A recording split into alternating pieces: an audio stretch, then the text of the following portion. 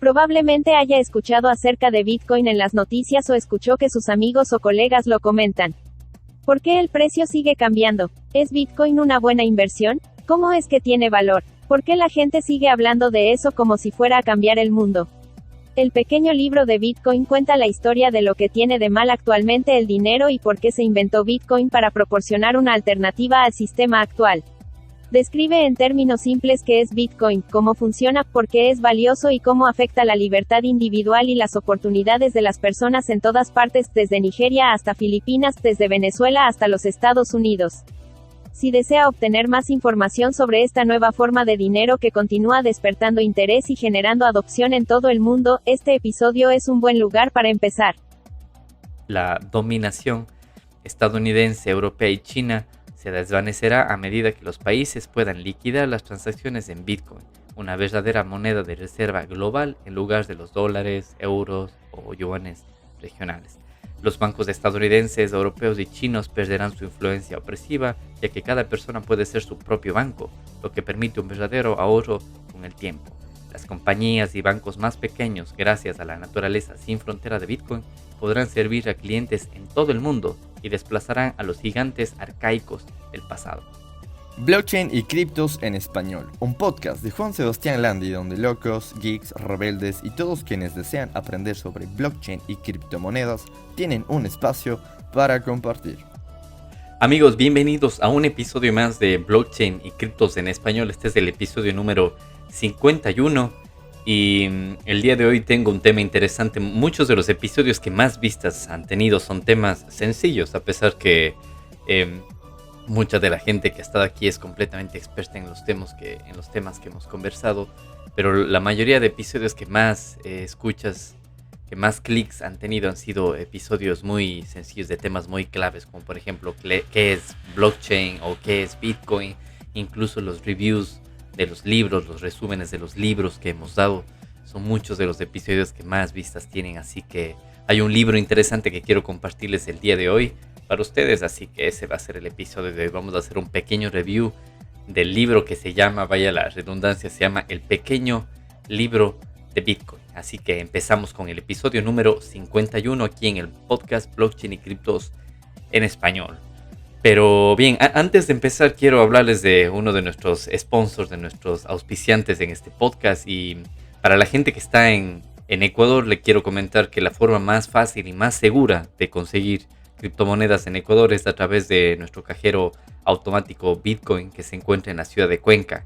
Específicamente se encuentra en uno de los bares más conocidos de la ciudad que se llama La Cigal. Es un hostel, es un bar, es un restaurante en donde hay una gran congregación de gente de todo el mundo. Es un punto de encuentro internacional, entonces ahí van a encontrar el cajero automático, el único que funciona en Ecuador, y lo interesante es de que puedes comprar no solo Bitcoin, sino también vas a poder comprar otras criptomonedas como Litecoin, también puedes encontrar Dash y también Doge y otras criptomonedas que están publicadas en algunas ocasiones según lo que la gente nos va solicitando. Y además de eso, es interesante que puedes comprar solamente con dinero en efectivo, pero también puedes pagar los servicios de la Cigal en Bitcoin. Entonces, si te consumes algo, no sé, una cerveza, te compras algún cóctel o algo de comer ahí, incluso para la renta de servicios dentro del hostel, puedes pagarlo con Bitcoin en la Lightning Network.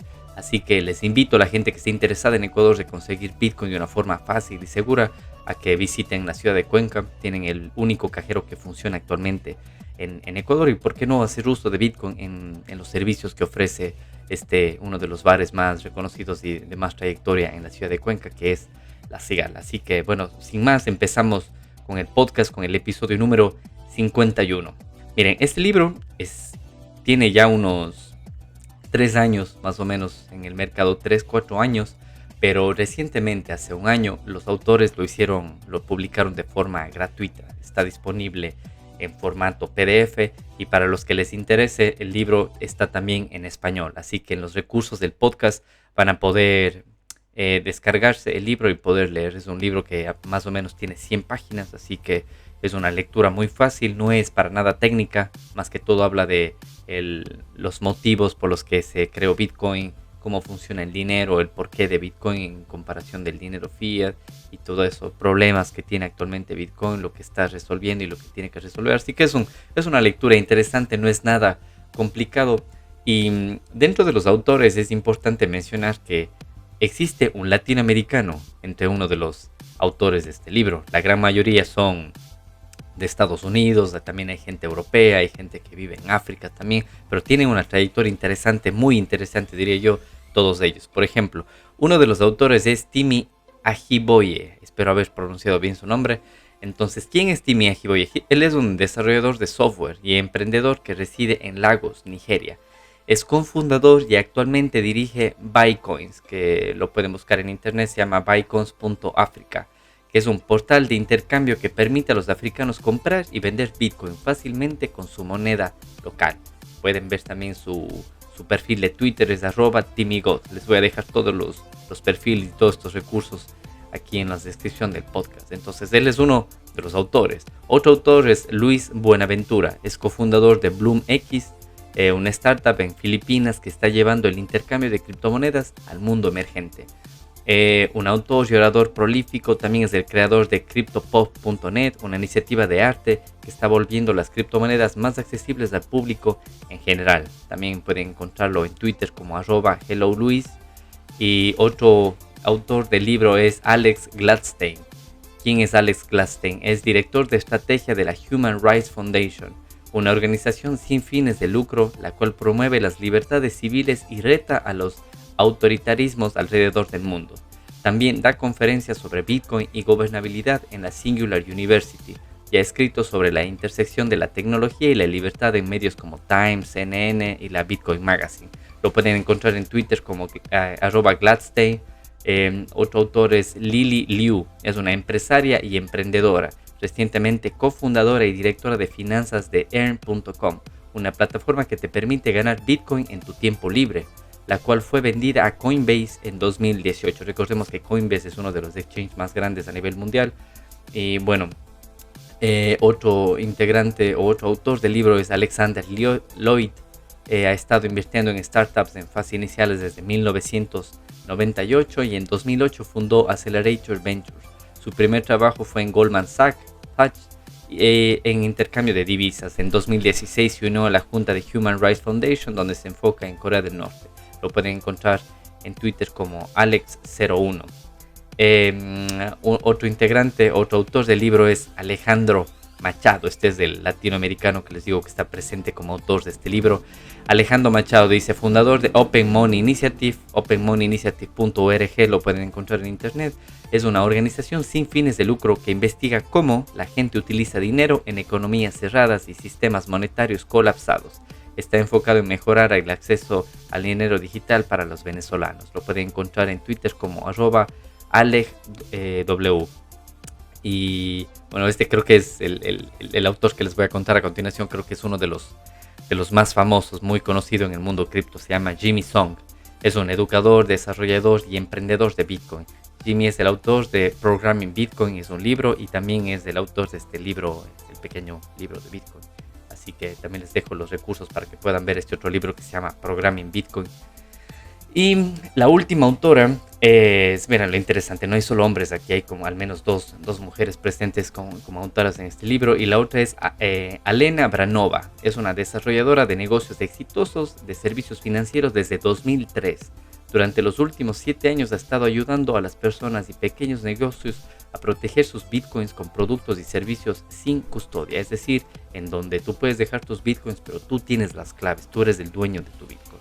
En 2013 presentó Trezor, la primera billetera física de Bitcoin, y actualmente es directora de estrategia de Casa. Pueden buscar esta página web que es keys.casa, haciendo disponible para todo el mundo la seguridad personal de Bitcoin, así como la soberanía financiera. Lo pueden encontrar en Twitter como @Alena Satoshi. Vean, interesante. Alena, ella es una de las creadoras originales de Trezor, que es una de las billeteras de las hardware wallet, de las billeteras para guardar Bitcoin en frío, una de las primeras y una de las más populares y más famosas. Así que les invito, si les interesa más del tema de billeteras y eso, tenemos un episodio, pueden revisar dentro de los episodios que tenemos ya grabados. Hay un episodio específicamente que hablamos justamente de tipos de billeteras. Ahí pueden aprender mucho más de eso. Así que, como pueden ver, los autores de este libro es gente con muchísimo conocimiento, con muchísima trayectoria. Tienes gente que trabaja en derechos humanos, tienes gente técnica, desarrolladores de hardware, desarrolladores de software.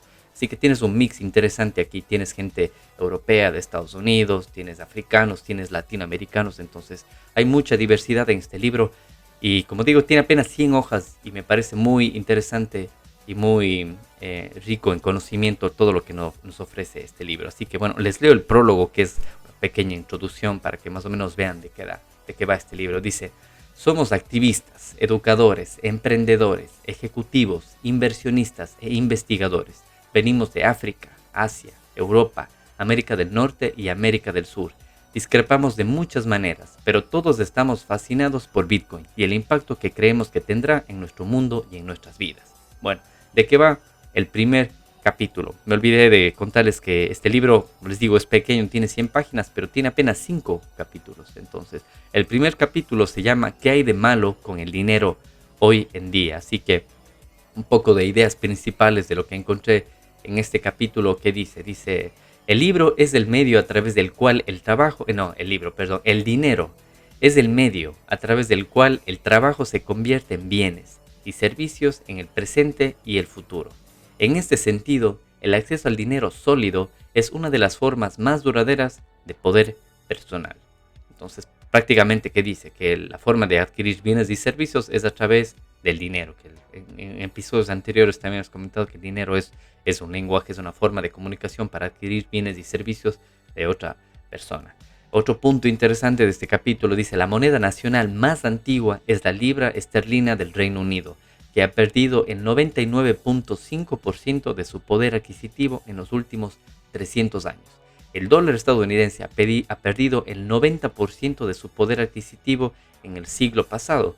Un filete que costó 36 centavos de dólar en 1925 cuesta actualmente $3.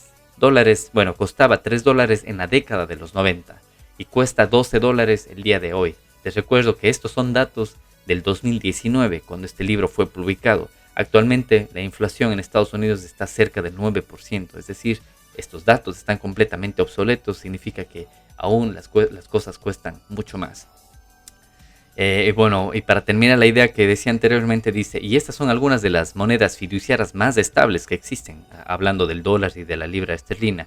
La moneda fiduciaria promedio tiene una vida útil de solo 27 años. Entonces, recuerdo que en alguna conversación con amigos que son economistas y PhDs en economía, después de algún debate que tuvimos en temas de inflación y de Bitcoin y todo eso y de dinero fiat, yo les pregunté si es que ellos sabían de alguna moneda fiat que había subsistido a lo largo de la historia de la humanidad, y ninguna de ellas había subsistido. Entonces recuerden que el dólar lleva funcionando ya más de 50 años sin respaldo en nada. No está respaldado en oro, en plata, absolutamente en nada. Es decir, desde 1971 el dólar lleva imprimiéndose con la voluntad de que en God we trust, en Dios confiamos, porque no está respaldado absolutamente en nada.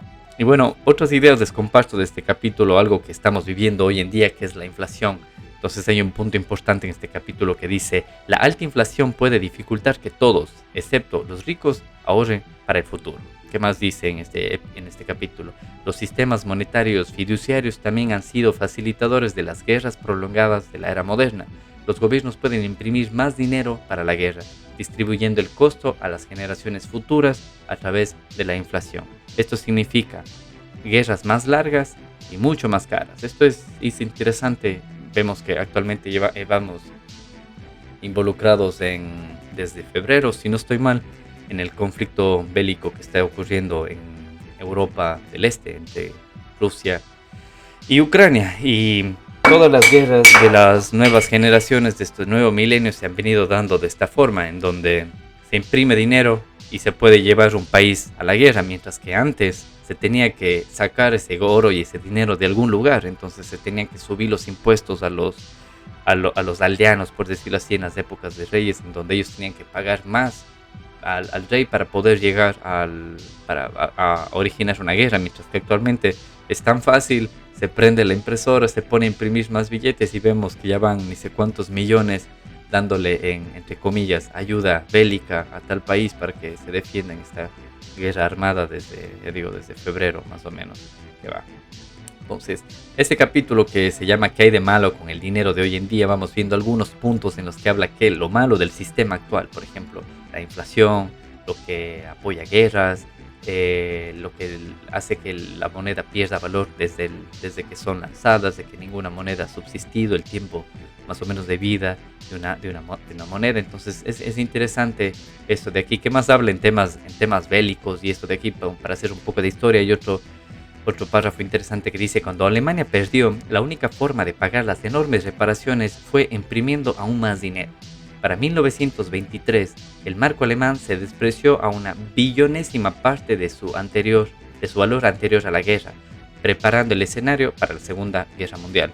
Recordemos que para los que no somos muy ávidos de historia, pero ya haber estado acá viviendo en Europa algún tiempo me he involucrado un poco más en la historia. Alemania perdió la Primera Guerra Mundial, entonces como compensación a lo que perdió tuvo que pagar a los países que ganaron. Entonces ahí es donde viene este párrafo que dice que tuvo que imprimir más dinero. Entonces para 1923 su moneda estuvo completamente devaluada. Y bueno, otro párrafo interesante dice: otra cuestión del sistema monetario moderno es que puede ser extremadamente difícil mover dinero entre diferentes naciones del mundo. Esto es completamente cierto, es prácticamente imposible mover cantidades pequeñas, y ni se diga cantidades grandes. Es mucho más difícil de un país a otro moverlo entre fronteras, si no están incluso en el mismo continente. Es prácticamente imposible, y buena suerte la gente que puede hacer eso. Y vale recalcar que a los que quieran hacer esto a través de bancos o de servicios de remesas y todo eso, tienes que dar tu información personal, tienes que demostrar de dónde viene el dinero, tienes que demostrar que no eres terrorista o familiar de algún grupo de Al Qaeda o este tipo de cosas, para que te permita mover un poco de dinero de un país a otro. Y entre medio vienen las comisiones. Si querías enviar, $100, terminas recibiendo al otro lado 80, 70, dependiendo al país al que puedas enviar. Y si es que la empresa a la que tú estás enviando tiene la buena voluntad de tener una oficina en ese país, tendrás la oportunidad de retirarlo. Caso contrario, tienes muchísimas más limitaciones. Así que hemos visto muchos puntos interesantes de qué está mal con el sistema actual. Entonces les he leído, 5 o 6 puntos principales. Entonces, para terminar con este capítulo de qué está mal con el sistema, hay un párrafo que habla de las crisis financieras. ¿Y qué dice este párrafo? Dice: después de su crisis financiera de 2015, a los ciudadanos griegos se les restringió retirar más de 60 euros por día de sus cuentas bancarias.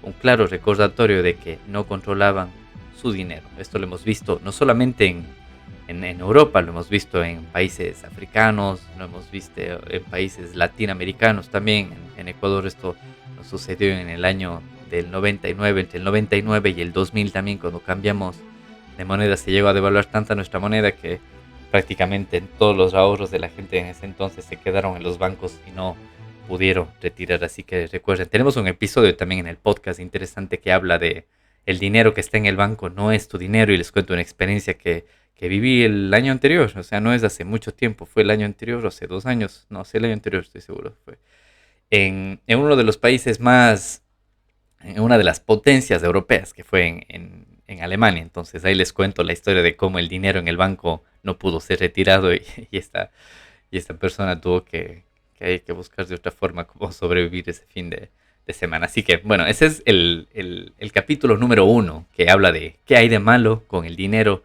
de hoy en día. Así que vamos con el capítulo número 2, que es el capítulo que habla específicamente de Bitcoin, que dice: ¿qué es Bitcoin? Entonces, este es uno de los capítulos más interesantes, porque ya les digo, este libro está redactado por técnicos, por ingenieros, por inversores, por gente que trabaja en recursos humanos. Entonces me parece súper interesante que todos ellos dan su punto de vista para explicar qué es Bitcoin. Así que en resumen les tengo 6 puntos principales de este capítulo para resumir qué es Bitcoin. Entonces, como punto número 1 dice: Bitcoin es un avance significativo de ingeniería que ofrece una nueva alternativa al sistema financiero existente. Punto número 2 dice, Bitcoin es dinero digital que es fácil de transar en todo el mundo, dado que se liquida en minutos en lugar de días. Punto número 3. Bitcoin es un activo escaso que protege contra la amenaza de inflación arbitraria. Recordarles que Bitcoin es una moneda deflacionaria, es decir, cada vez hay menos Bitcoins en circulación, cada vez se emiten menos Bitcoins y cada vez es más gente la que quiere adquirir Bitcoins, a comparación del sistema fiat actual de los dólares, euros, yenes, cualquier moneda fiat que exista, que cada vez más gente va a necesitar más dinero. ¿Y cuál es la solución de los gobiernos? Es cada vez imprimir más dinero. Entonces, cuando hay más dinero en el medio, las cosas llegan a costar más. Por eso es lo que hay inflación. Bien, como punto número 4, ¿qué dicen? Bitcoin está descentralizado, evitando que cualquiera censure los pagos. Esto es uno de los puntos más importantes de Bitcoin. Recuerdo que cada vez que alguien me pregunta o hay conversaciones de Bitcoin, mucha gente me dice, pero Bitcoin no está controlado por nadie, nadie controla Bitcoin, no está, no sé, respaldado por un banco central o este tipo de cosas. Y eso en sí no es un defecto de Bitcoin, ese es el feature o la característica principal de Bitcoin. Hemos visto cómo ahora se utiliza el dólar o el dinero fiat como un arma de guerra, en donde se restringe a países que tengan acceso al sistema financiero mundial a través del dólar. Y les recuerdo que los pagos internacionales se hacen a través de dólares. Entonces, cuando limitan a un país porque le cae mal a tal otro país o a tal potencia o a tal grupo de países, les cae mal tal país, lo que hacen es simplemente restringirle el acceso al dólar y no pueden transaccionar internacionalmente. Y bueno, de ahí viene el tema de sanciones de los países, de compra-venta y todo eso. Y al final los que terminan sufriendo es la gente que vive en ese país. Ellos son los que tienen que pagar el alto costo de esto de depender de un grupo de países o de un grupo de personas que les permitan utilizar un dinero de papel. Así que este es uno de los puntos más importantes de Bitcoin, que está descentralizado. El punto número 5 dice, Bitcoin es el único dinero descentralizado y digitalmente escaso en el mundo, ¿verdad? Porque no hay nada más escaso hablando en temas de dinero que Bitcoin, como les conté. Hay cada vez menos. Al momento, cada 10 minutos se emiten 6.25 Bitcoins. Y esto en el 2024, que va a ocurrir el halving, que se denomine como la reducción a la mitad. En el 2024, sí, 2024 si no estoy mal, más o menos entre mayo y junio, va a pasar a emitirse 3.25 Bitcoins o 3.12 Bitcoins, algo así.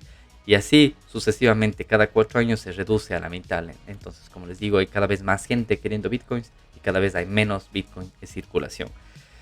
Y como último punto de este capítulo que se denomina ¿qué es Bitcoin? El punto número 6 dice, Bitcoin tiene el potencial de volcar el orden monetario mundial. Y lo vemos que lo está haciendo. Hay cada vez más gente, más países adquiriendo Bitcoin y cada vez más preocupación por otros gobiernos, más vemos que quieren regularlo, que dicen que no sé, que todo, que Bitcoin es el diablo, que Bitcoin es solo para narcotraficantes, bla bla bla bla, porque a la final les va a dejar sin trabajo a los bancos y a los bancos centrales, incluso va a volver obsoleto a los gobiernos. Yo creo que este es un punto importante para recalcar, que así como ocurrió en la Revolución Francesa, en donde se separó la iglesia del Estado, porque recordemos que hasta antes de eso la iglesia era la que estaba a cargo del Estado, formaba parte del Estado, en donde la iglesia tomaba decisiones y más que todo, para ser específicos, era la iglesia católica. Es decir, que si tú eras de otra religión, no tenías ni voz ni voto en ese gobierno y solo la iglesia católica era la que imponía las condiciones. Entonces, en la Revolución Francesa se separó la iglesia del Estado. Entonces, lo mismo debería ocurrir ahora entre el Estado y el dinero. El Estado debería enfocarse en dar servicios y protección a los ciudadanos y los ciudadanos deberíamos transaccionar con una moneda que es emitida por nuestra parte, ¿no? Es del dinero de la gente Bitcoin, así que más bien los gobiernos deberían como atraer a la gente o darles beneficios para que aporten con Bitcoin a la comunidad. Así que interesante este segundo capítulo de el pequeño libro de Bitcoin que se llama ¿Qué es Bitcoin? Aquí solo les he leído 6 puntos interesantes, pero les invito a que lean el libro y este capítulo completo porque es muy muy interesante. Hay ideas muy locas, ya digo, de todos estos personajes que redactan el libro, que tienes de todo. Tienes inversionistas, gente técnica, gente de recursos humanos, de derechos humanos que trabaja aquí, así que es súper interesante este capítulo. Así que, bueno, el capítulo número 3 habla de el precio y la volatilidad de Bitcoin, que como hemos visto en los últimos meses, el precio de Bitcoin, la volatilidad que ha tenido ha sido una de las más grandes, si no estoy equivocado, en sus últimos 12 o 13 años que lleva Bitcoin funcionando. Así que es importante hablar de esto de aquí, porque mucha gente todavía se guía por el precio de Bitcoin más que por la utilidad o por el concepto en sí que tiene Bitcoin. Así que bueno, ¿qué habla este capítulo sobre el precio y la volatilidad de Bitcoin? Bueno, uno de los primeros párrafos o los primeros temas interesantes que encontré es que dice que existen 3 perspectivas: largo, mediano y corto plazo.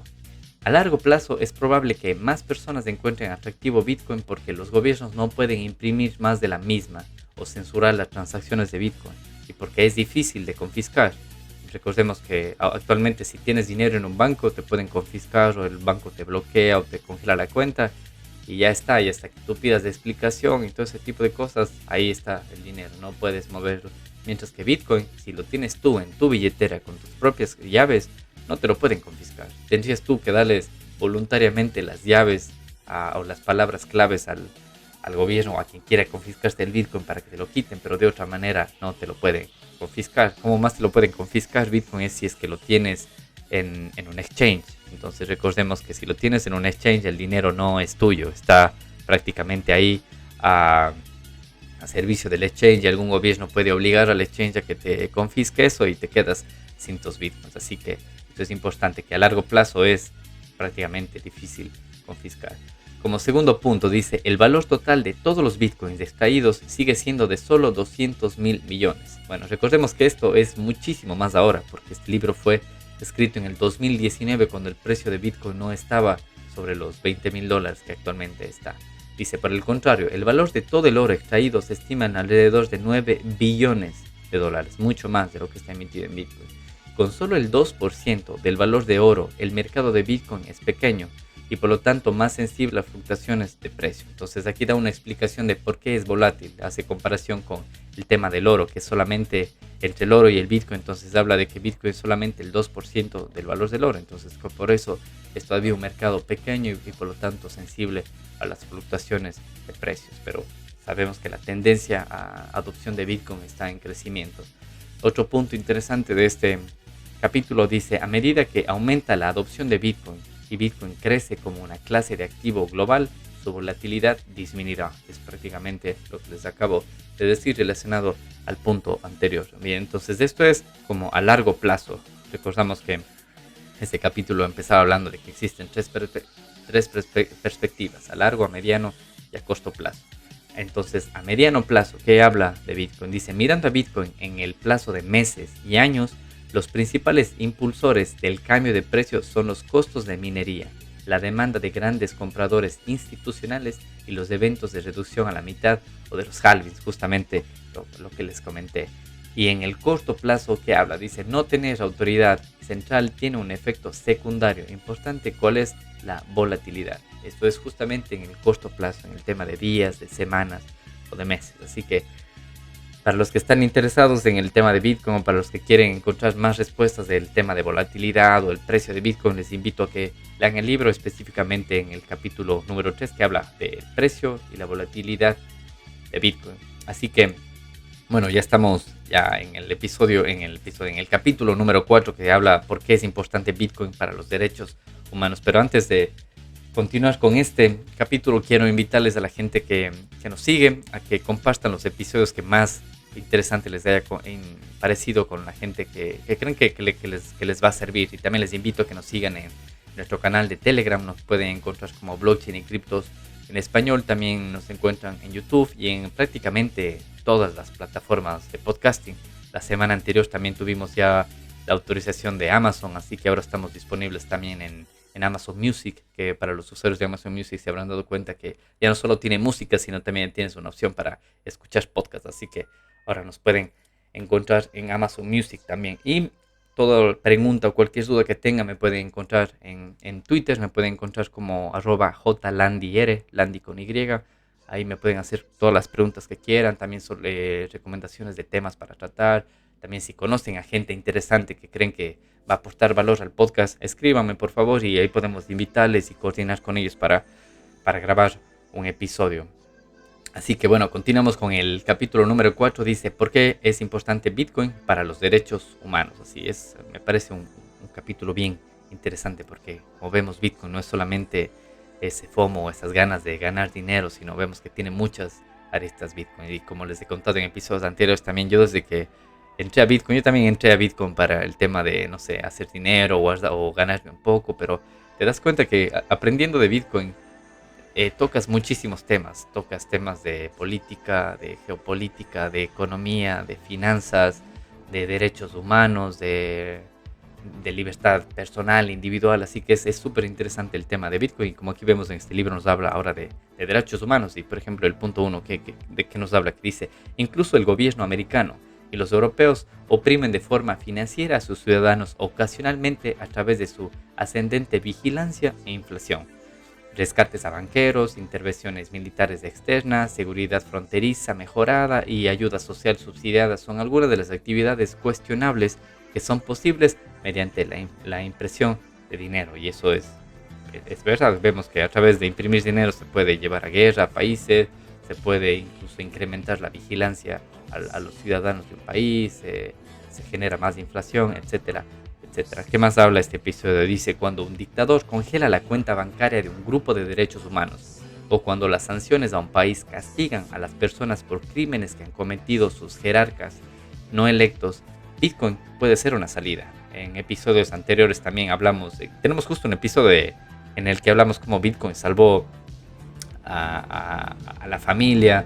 También hablamos de Bitcoin, cómo ayudó a desarrolladores de software de Ucrania a huir con su riqueza, no con sus pertenencias prácticamente, sino con su riqueza en una hardware wallet con Bitcoin, porque el tema de la guerra era imposible, los bancos estaban cerrados. Así que como ven este capítulo habla de esas cosas. ¿Qué más habla? Dice, Bitcoin sienta las bases para un mundo en el cual los regímenes y corporaciones tienen menos control y en el cual las personas tienen más libertad y elección individual. Como les digo, el Bitcoin es suyo. Mientras ustedes mantengan las claves privadas, es suyo Bitcoin. Nadie les puede quitar, ningún banco, ningún gobierno les va a poder quitar Bitcoin. Como punto número 4 dice, Bitcoin facilita la transferencia sin necesidad de permisos para cualquier persona en el planeta en minutos. El receptor no necesita tener ni siquiera una cuenta bancaria o identificación oficial, solamente acceso a Internet. Este es uno de los puntos también muy interesantes como ciudadanos del mundo, como gente que vivimos en Internet, como generación Z, Y, millennials, y todos ellos que ya prácticamente vivimos en Internet. Esto es lo que necesitamos, solamente acceso a Internet y podemos mover nuestra pertenencia digital, que en este caso sería Bitcoin. Bueno, como punto número 5 que habla, dice, mientras menos se disemine y se comparta la información asociada a la identidad entre empresas y gobiernos, más fácil se volverá a vigilar, manipular y controlar a las personas. Nuevamente aquí habla de corporaciones y de gobiernos que ellos tienen acceso a nuestra información, entonces podrán vigilar, manipular y controlar a las personas. ¿Qué más habla? Una sociedad sin dinero en efectivo es una sociedad vigilada. Este es un punto interesante porque he visto también muchos documentales, incluso muchas tesis de PhDs que hablan de las CBDCs, que son las Central Bank Digital Currencies, las monedas digitales de bancos centrales. Y he visto ya muchos, incluso charlas de gobiernos aquí en Europa. En Latinoamérica no todavía, pero es cuestión de tiempo que también se dé eso, en donde hablan de que ponían como pretexto incluso el COVID, de que para evitar el dinero en efectivo que se transmite la enfermedad se tendría que digitalizar completamente todo el dinero y todo eso. Entonces, este punto dice, una sociedad sin dinero en efectivo es una sociedad vigilada. ¿A qué se refiere esto? Que las monedas digitales de bancos centrales van a ser totalmente programables, en donde ellos van a saber qué persona tiene, cuánto dinero tiene, a quién le estás enviando, cuándo le estás enviando, qué estás comprando, qué no estás comprando. E incluso te pueden limitar, como ya lo hacen actualmente en China con el yuan digital, donde si tienes tal ranking o tal nivel de puntos como buen o mal ciudadano, te permiten comprar, no sé, pasajes de avión, te permiten comprar licor o tabaco, o si te pueden decir, no, el tabaco te hace mal, no puedes comprar tabaco, o no puedes enviar dinero a tal persona, no puedes pagar en tal lugar porque lo que les venga en gana. Entonces prácticamente es una sociedad vigilada, la sociedad que no tiene dinero en efectivo. Entonces ahí es donde vienen las criptomonedas al rescate, porque actualmente el dinero en efectivo es la única forma en la que podemos transaccionar sin que haya rastro alguno atrás de bancos o de gobiernos. Y bueno, para ir terminando con este capítulo, uno de los últimos puntos que tengo dice: en el futuro próximo, cuando se compre algo en línea, comprar un billete de autobús o de metro, suscribirse a revistas políticas o podcasts, las personas no tendrán que revelar su identidad al efectuar pagos. Esto también es algo súper interesante, donde al tú tener tu billetera digital con tus propias claves, no tienes que revelar qué persona eres, sino simplemente confirmar la transacción, o demostrar que tú tienes las claves y firmas la transacción para que se envíe tal cantidad de bitcoins o lo que necesites enviar. Ya está, eso es todo. Se envía el dinero y atrás de eso no tienes que demostrar que eres, no sé, un varón, mujer de 30, 20 años, que estás soltero, divorciado, que tienes un hijo, 2 hijos, absolutamente nada. No tienes que revelar ni tu correo electrónico. Simplemente con demostrar que eres el dueño, que tienes acceso a las claves privadas para firmar la transacción, eso es todo. Has enviado un pago y ya está. Y para finalizar, también habla de la Lightning Network de Bitcoin, que dice: Bitcoin en Lightning puede ayudar a evitar un futuro distópico en el cual la privacidad sea costosa y solo obtenible por parte de personas adineradas. Imagínense esto en un futuro no muy lejano, que para tener privacidad tendremos solamente la gente que tenga más dinero será los que tengan acceso a eso. Entonces habla de la Bitcoin Lightning. Lightning es una segunda capa de Bitcoin que sigue siendo Bitcoin, no es ninguna otra criptomoneda ni ninguna otra blockchain, en donde los pagos se llevan a cabo en segundos y las comisiones son prácticamente nulas. Entonces les recuerdo que actualmente si ustedes hacen un pago de Bitcoin en la cadena principal que se llama on-chain, la transacción para que llegue al otro punto, para que se realice la transacción, toma más o menos 10 minutos, una confirmación. Entonces Bitcoin en la primera capa como sistema de pago rápido no es tan efectivo, pero sirve como reserva de valor y es la base para que funcione Lightning. Lightning funciona sobre un sistema, sobre la red de computadoras que más grande y más descentralizada que funciona actualmente. Entonces ahí es donde viene Lightning como segunda capa, en donde hace que los pagos se realicen rapidísimo. Y les comento que en la Sigal, en la ciudad de Cuenca, en Ecuador, donde tenemos instalado el cajero Bitcoin, ustedes pueden comprar Bitcoin directamente y enviarlo directamente a su billetera Lightning, en donde pueden hacer los pagos en el barrio, en la Sigal, con Lightning. Entonces los pagos son inmediatos y se ahorran el tiempo de esperar 10 minutos o de pagar comisiones altas. Digo, aquí las comisiones en Lightning son prácticamente nulas, son centavos que se pagan. Y les invito también a que prueben eso, no solo en este bar que les digo, en la Sigal. Espero que en otras ciudades, en otros comercios también de Ecuador y toda Latinoamérica se vayan uniendo a esto y donde podamos tener cada vez más tiendas. Y para finalizar les voy a hablar del capítulo número 5, el último capítulo, que habla de historia de dos futuros. Entonces aquí pone una historia como un cuento, un futuro distópico. Habla del año 2039, que si hacemos cuentas no está tan lejos, porque actualmente estamos ya en 2022 y esto 2039 es prácticamente en 17 años. Dice, es el año 2039. Los últimos 20 años han visto un aumento significativo en la guerra global. Los países luchan para desbancar al dólar estadounidense y al renminbi chino. Bueno, el renminbi chino creo que hace referencia al yuan chino de su posición dominante. Algunas veces esta turbulencia económica estalla en un conflicto bélico.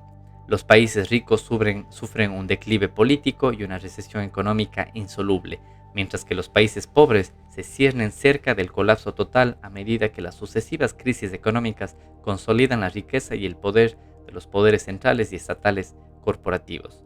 Una economía global vibrante continúa floreciendo. Cada vez más personas en todo el mundo están ahorrando, acumulando riqueza, son capaces de pagar casas y tienen nuevos negocios. Los emprendedores de lo que solían llamarse países del tercer mundo están impulsando la innovación en la economía global. Cambiarse de jurisdicción es más fácil que nunca. Esto habla a cambiarse de país, a vivir en otro país. Los gobiernos compiten, puesto que los ciudadanos eligen dónde quieren vivir, trabajar y pagar impuestos. Los impuestos sobre la renta disminuyen, mientras que la calidad de la infraestructura, los servicios y las escuelas aumentan como resultado de la competencia global. Los gobiernos se han visto obligados a pasar del control a la competencia. Los individuos son más libres que nunca. Bitcoin tiene el potencial de separar dinero y Estado. vale la pena preguntarse cómo podría la adopción global de Bitcoin cambiar la sociedad. Entonces, no sé, ¿qué les parece esta historia distópica del 2039? Que vemos que no está tan lejos de la realidad, porque actualmente vemos que ya hay conflictos bélicos entre países, el tema de competencia entre monedas fiat, del dólar queriendo competir contra el yuan chino que ya es digital, vimos que recientemente hasta el rublo llegó a estabilizarse y a costar más de lo que costaba anteriormente en comparación al dólar, por el tema de que ahora les están obligando a que si quieren petróleo a los países como enemistosos, a los que les han puesto restricciones a Rusia, les obligan a que paguen por sus recursos naturales en rublos. Entonces vemos que no está tan alejado de la realidad este futuro distópico de aquí a 17 años, donde vemos cómo los gobiernos tratan de controlar más a la gente y donde vemos que habla de los emprendedores de los llamados países tercermundistas, que son los que están impulsando esta innovación en la economía global. Y vemos que los países latinoamericanos que más adopción de criptomonedas tienen y los que más, no solamente adopción, sino innovación en creación de empresas y todo eso en Latinoamérica, son Brasil, Argentina, vemos también Colombia que tiene regulaciones muy avanzadas y no se queda atrás El Salvador, que vemos que es el único país latinoamericano que utiliza Bitcoin como moneda legal de curso. Y creo que esta semana vi que el balance de Bitcoin de El Salvador, supuestamente por los tweets que ha puesto el presidente Nayib Bukele, tienen más de 2.000 Bitcoins, imagínense, tienen más de 2.000 Bitcoins en las reservas de El Salvador y el resto de países sudamericanos tienen 0, al menos eso es lo que han dicho sus gobernantes, no tienen ni uno, El Salvador tiene 2.000, imagínense. Así que interesantísimo este capítulo, el número 5, que habla de historia de dos futuros. Y para ir finalizando, ¿qué más habla? Dice la dominación estadounidense, europea y china se desvanecerá a medida que los países puedan liquidar las transacciones en Bitcoin, una verdadera moneda de reserva global en lugar de los dólares, euros o yuanes regionales. Los bancos estadounidenses, europeos y chinos perderán su influencia opresiva, ya que cada persona puede ser su propio banco, lo que permite un verdadero ahorro con el tiempo. Las compañías y bancos más pequeños, gracias a la naturaleza sin frontera de Bitcoin, podrán servir a clientes en todo el mundo y desplazarán a los gigantes arcaicos del pasado. Esto, para cerrar este capítulo, me parece un punto súper interesante, que yo viví 27, 28 años en Ecuador. Y cuando tuve la oportunidad de llegar a Europa, hubo ese choque increíble que cuando estás dentro de tus cuatro paredes, que yo lo llamo, o sea, tu país, el banco local funciona bien, funciona perfecto. Pero cuando te cruzas a otro continente, yo todavía tenía esta cuenta bancaria y lastimosamente a veces tenía dinero allá que necesitaba usarlo acá. Y era un caos porque a veces la tarjeta no funcionaba y sabe Dios por qué diablos no funcionaba. Y cuando me trataba de comunicar con este banco, y estoy seguro que a mucha gente le pasó lo mismo, este banco apenas tenía canales digitales para comunicarse. Entonces, a través de Twitter o de Facebook o de un correo electrónico, creo que podía contactar a este banco, y la solución que muchas veces me daban era: tiene que venir a nuestras oficinas para constatar que es usted la persona que necesita hacer tal trámite. Yo les decía: pero ¿y por qué no funciona la tarjeta? Es que no le podemos decir, tiene que venir a nuestras oficinas. Imagínense, yo por un error del banco tenía que hacer un viaje, no sé, de donde esté ese momento. Recuerdo que alguna vez me pasó en Polonia, estaba en Polonia y no pude acceder a mi tarjeta, no podía ni retirar dinero en efectivo porque el banco me negaba. Y un caos, o sea, me ha pasado muchísimas cosas, incluso el tema de retirar dinero. A veces el banco te limitaba, no sé, a 200, 400 o 500 dólares por día o por semana. Así es un tema de completamente absurdo cuando alguien como yo, ya un nativo digital, un ingeniero en software, alguien que está en internet y desarrollando software todos los días, esto le parece completamente obsoleto, absurdo, o sea, que no tenía ni un canal digital para solucionar el problema, ese tipo de cosas. Y este último punto habla justamente de eso, que dice: las compañías y bancos más pequeños, gracias a la naturaleza sin frontera de Bitcoin, podrán servir a clientes en todo el mundo y desplazarán a los gigantes arcaicos del pasado. Así que, bueno, de ahí viene al final de este libro una sección de preguntas y respuestas y una sección de recursos adicionales que les invito a que lean el libro para que vean todas estas preguntas y respuestas y recursos adicionales que tiene, porque me parece un libro interesantísimo, apenas 100 hojas, y donde van a aprender muchísimo de Bitcoin, de muchísimos ángulos, temas financieros, sociales, historia. Es súper interesante. Temas técnicos, ya les digo, no tan técnicos, que me parece muy fácil de entender. Y bueno, no sé qué les pareció este episodio, este resumen del pequeño libro de Bitcoin, más o menos de menos de una hora, 45, 50 minutos, más o menos. Me parece una lectura light, 100 hojas que se las pueden leer, no sé, dependiendo su nivel de lectura y su tiempo libre que tengan en una semana, así máximo en un mes se acaban de leer este libro. O sea, yo creo que hasta mucho en un mes se acaban de leer. Así que, bueno, déjenme su feedback, qué les pareció este libro, les parece interesante, van a leerlo, no lo van a leer, pueden dejarme los comentarios en nuestro Telegram, el Blockchain y Criptos en español, también en Twitter. En mi Twitter me pueden encontrar como @jlandier. Y antes de terminar, quería también preguntarles a ustedes, a los que escuchan este episodio, si conocen de alguna tarjeta de débito que funcione con criptomonedas, es decir, donde tú depositas criptomonedas en la cuenta de esta tarjeta y de ahí puedes viajar por todo el mundo utilizando la tarjeta para pagar en los comercios. Bueno, yo sé de algunas, ya me he puesto en contacto con alguna de ellas porque vi que algunas de ellas están como que basadas en tales países y no sé si te permiten registrarte siendo de otro país o con un documento de otro país. Eso es lo que quiero saber, más que todo para saber si funciona en algún país latinoamericano. Eso es lo que me interesa, así que a los que sepan, les agradezco muchísimo que me lo hagan saber a través del Twitter o a través del Telegram. Y bueno, sin más, les agradezco mucho. Este ha sido el episodio número 51 de Blockchain y Criptos en español. Y nos vemos y nos escuchamos en el próximo episodio. Chao. Si te ha gustado este podcast o si quieres más información al respecto, no olvides suscribirte y seguirnos en nuestro canal de Telegram, Blockchain y Criptos en español, donde publicamos todos los nuevos episodios. El presente podcast no supone asesoramiento financiero de ningún tipo, sino simplemente la opinión de sus participantes. Antes de invertir en criptomonedas, realiza tu propia investigación.